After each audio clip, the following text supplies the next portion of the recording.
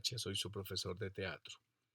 Vamos a empezar este nuevo periodo de estudio con la escritura de la obra del proyecto de teatro que vamos a desarrollar.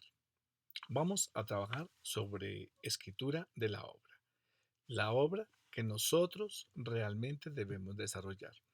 Las primeras condiciones es que la mayoría de estudiantes vamos a trabajar una obra con un protagonista y un antagonista. Dos personajes, dos actores, nada más. No podemos trabajar en otras condiciones. ¿Por qué? Porque no nos podemos reunir más estudiantes. Más adelante, cuando ya podamos hacer equipos más grandes, entonces podremos hacer que protagonista, que antagonista, que personajes ayudadores, personajes oponentes, personajes motivo de conflicto y hacer toda la drama completa. Pero por ahora solo vamos a trabajar este modelo de trabajo que es muy mínimo para teatro de pequeño formato.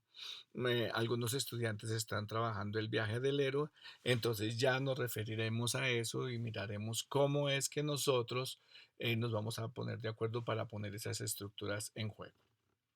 ¿Cuál es el asunto de la obra? Es lo primero que debemos escoger. ¿Sobre qué vamos a trabajar? ¿Sobre qué es lo que queremos escribir para poderlo poner en el escenario? Acuérdense que el teatro es demostrar, más que de decir, es demostrar, es un arte demostrativo. Entonces, lo primero es que debemos pensar en cuál es el problema que nos queremos meter. ¿Cuál es el problema que queremos desarrollar? Pueden ser problemas políticos, problemas sociales o problemas de choque entre diferentes personas. Eh, ¿Cuál es la problemática?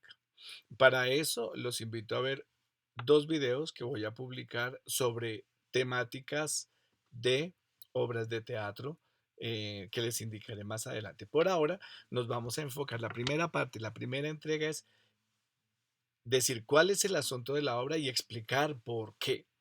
Este asunto de la obra debe tener unas condiciones. Primero, muestra un problema que no se ha solucionado. O sea, es un problema, bien sea propio o ajeno, que realmente no sigue pendiente de solución. Por ejemplo, sigue pendiente de solución el asunto de los estudiantes, del acceso de los estudiantes a la educación y más que todo a la educación universitaria o a la educación tecnológica. Eso es un problema que no se ha solucionado. Existe un problema que no se ha solucionado, como por ejemplo el hambre en las familias ocasionadas por la miseria histórica o también por asuntos de pandemia o de la carencia de empleo. Son asuntos que no están resueltos. Existe un asunto no resuelto, como por ejemplo la grave contaminación del río Bogotá, que nos afecta a todos, ¿cierto? O sea, existen muchos problemas que no se han solucionado. A nivel personal, ustedes pueden encontrar también problemas que en su vida no se hayan trabajado, que no se hayan solucionado. Este problema, el cual nosotros queremos trabajar, ¿cierto? Es un problema ofensivo para la persona o artista que quiera reflejarlo. Molesta mucho. O sea, ¿nos incomoda la pobreza? Pregunto. ¿Nos incomoda y nos parece ofensivo que las personas no tengan derecho a estudiar o que las personas no tengan derecho a una buena salud? ¿O nos ofende que muchas injusticias ocurran por falta de un sistema judicial que nos ayude y nos proteja a los ciudadanos? Nos ofende, por ejemplo, que no podamos tener un nivel de educación bueno, ¿cierto? ¿Qué nos molesta?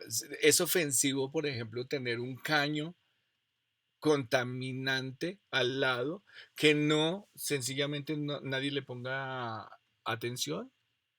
Esto, vuelvo y insisto, un problema que no se ha solucionado. Dos, que sea muy molesto y que sea muy ofensivo para nosotros. La tercera condición que se vuelve muy interesante es que normalmente a la gente no le importa, que haya una indiferencia social sobre ese problema. Entonces, por ejemplo, aquí estamos viendo, o sea, la gente, las personas, con sus ojos tapados, con su boca cerrada, nadie dice nada al respecto. Vemos el problema de la educación, vemos el problema de la salud, el problema de la justicia y nadie se pronuncia.